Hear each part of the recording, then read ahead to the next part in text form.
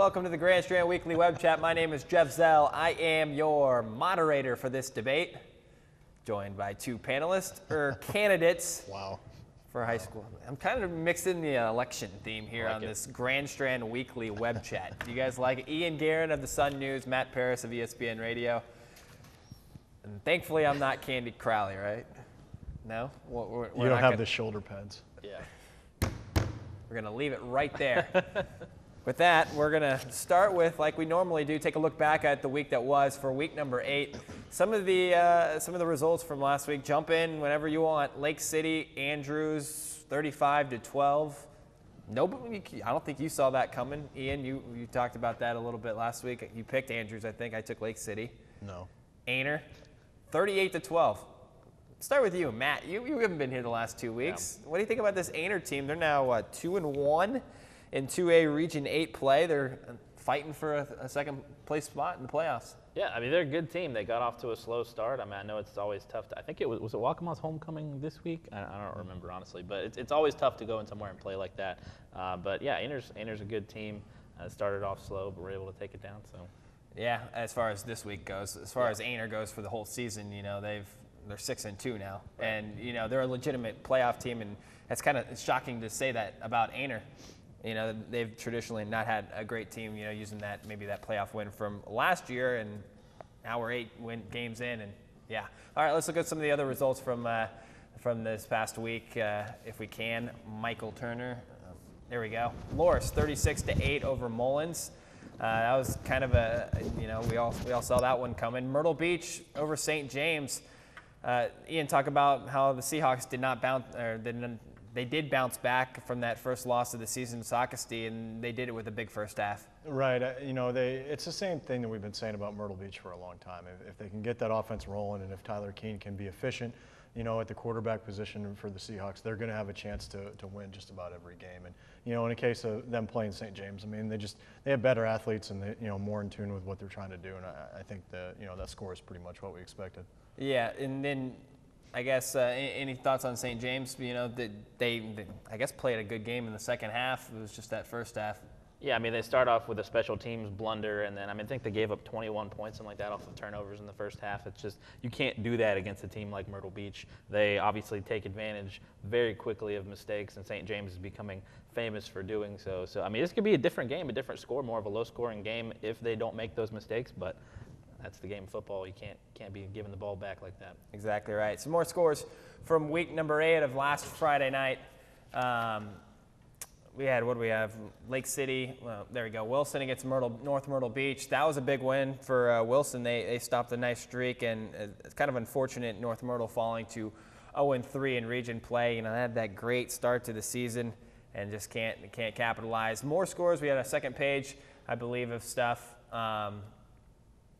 Yeah, Lake City, we already talked about that, 35-12. Ainer, Waccama, South Florence, there we go, 32-13. You didn't want to talk about Carolina Forest, Ian, but we are going to.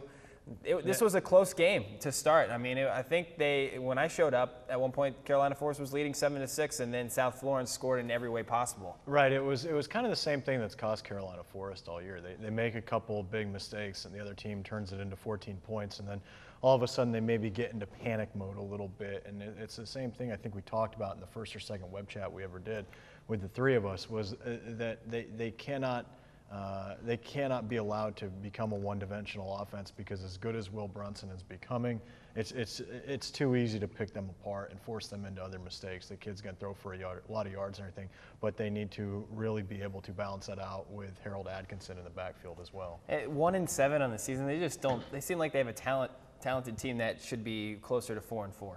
Yeah, I mean, like Ian was saying, and I've said a couple of times, they almost feel like, my Dallas Cowboys. They're going out there, they've got these great players, but they can't put it together, and they've got to figure out the balance with Will Brunson and the running game with Harold Atkinson.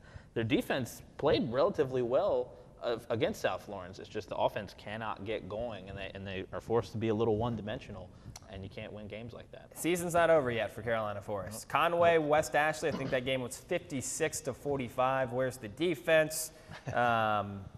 Carver's Bay knocking off Hemingway 32-7, and I believe that just about rounds up the Week 8 games.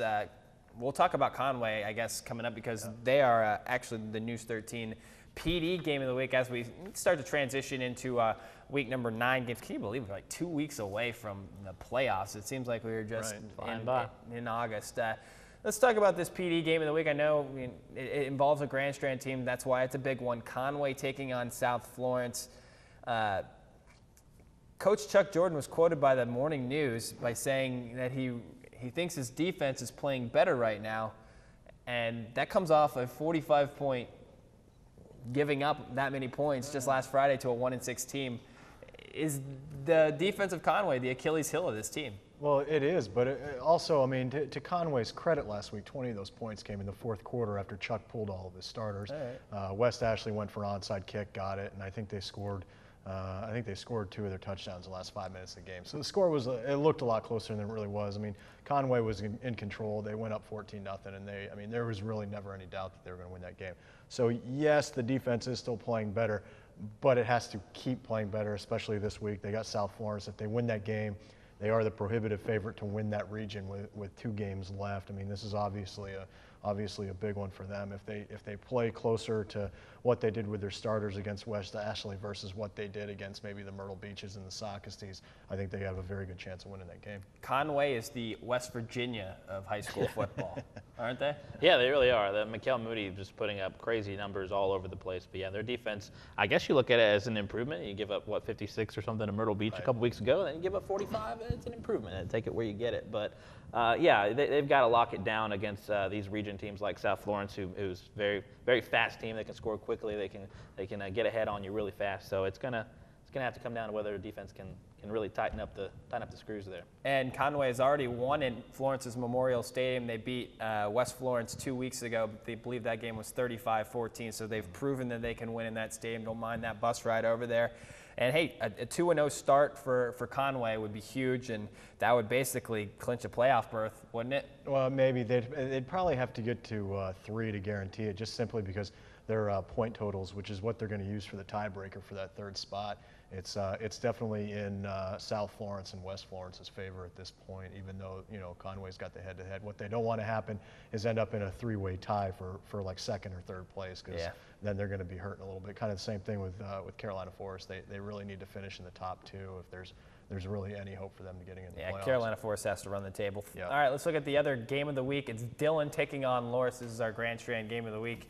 7-1 against 6-2. Both teams are 3-0 in 2A Region 7 play. Dillon, we all know them. They have all the athletes going to Division I university. 2 guys named to the Shrine Bowl. Loris, on the other hand, they're 6-2. They've got a lot of speed. Their defense is playing well. They're playing great. The competition, though, up to this point in region play, hasn't been Dillon. Yeah, Dillon, they do have great athletes, and both of these teams are kind of building momentum right now. They're very good. I think Loris is a great team as well, like we talked about a moment ago.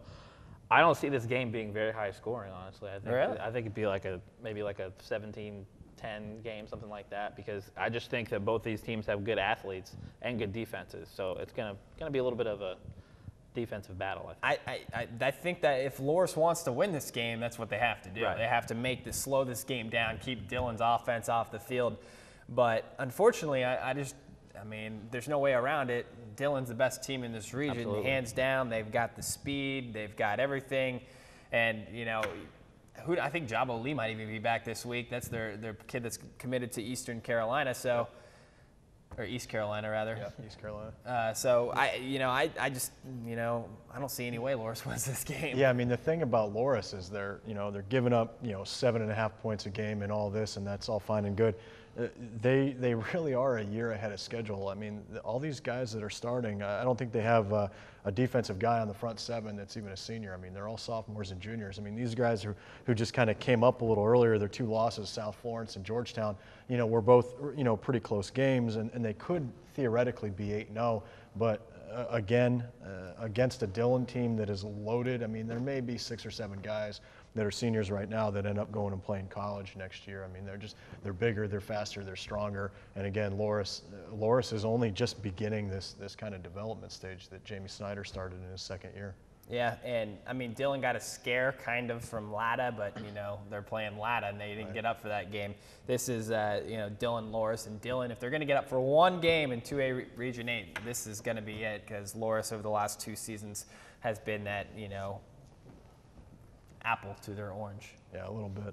If that makes any sense. No. All right, other Friday night games from week number 9. All right, I promise these graphics are correct. Lakeview at Green Sea Floyd's. Green Sea Floyd's hasn't beat Lakeview since 1995. Take that to the bank. St. James against North Myrtle Beach. You better not be betting on high school football is also what I'm saying. Yeah, you need a new hobby if you're doing that. St. James at North Myrtle Beach. Let's talk about this one. 3A Region 7.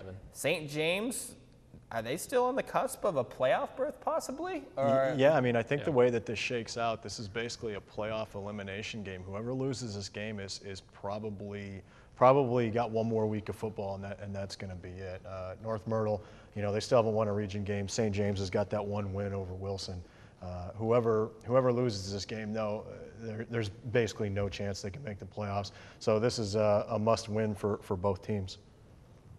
Yeah, North Myrtle Beach has the talent. Kendrick Furness is a great quarterback. I don't know what's been going on the last couple of weeks. They've had some tough games, some tough losses, especially last week. Yeah. Injuries as well not helping them. But St. James has a lot of great players. Austin Adams, Kayla? No, that's Josh Roper. Sorry, the quarterback. But they all run together. Yeah, exactly. Players everywhere, but.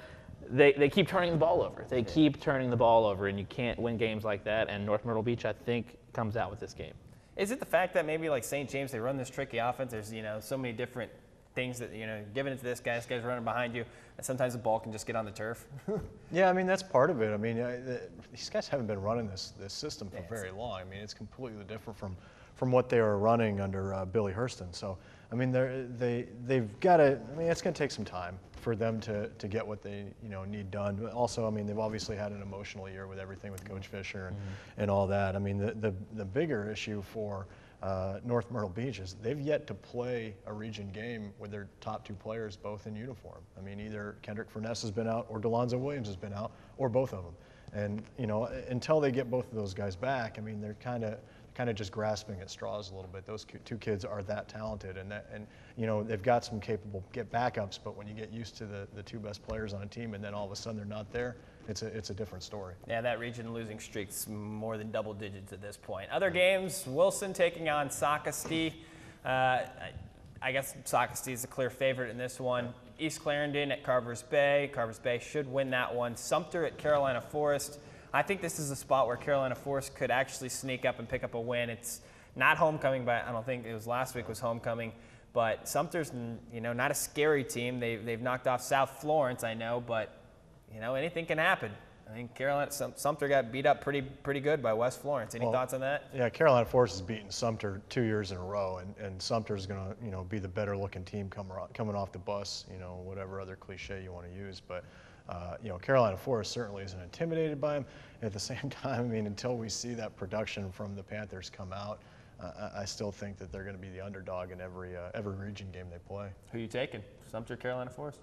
Sumter is one of those teams that you don't really know what you're going to get. They're a little inconsistent, and I think Drew Hummel's going to pump his team up to probably come out strong and try to take advantage of that. But like Ian said, if they can't come out and produce on the offensive side of the ball, there's really not a chance for them to win this game. I like Sumter in this game. Probably. It's an elimination game. Yeah. All right. Other games, is 4 left.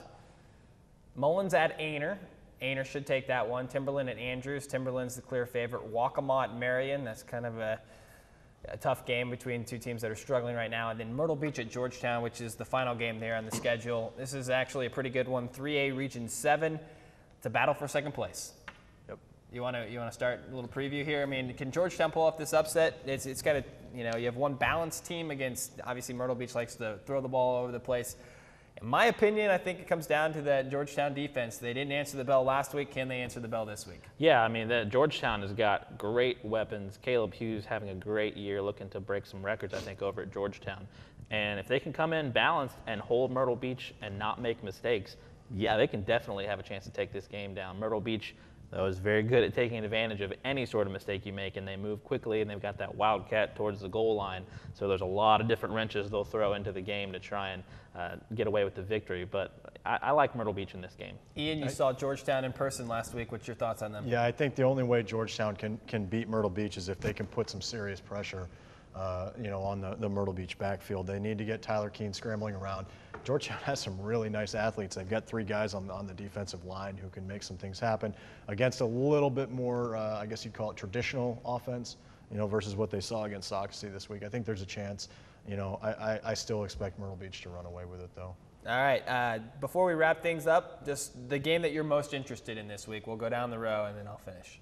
I like the Myrtle Beach Georgetown game. I think that's a really intriguing matchup. If both teams come out with their full potential, I think it can be an interesting game.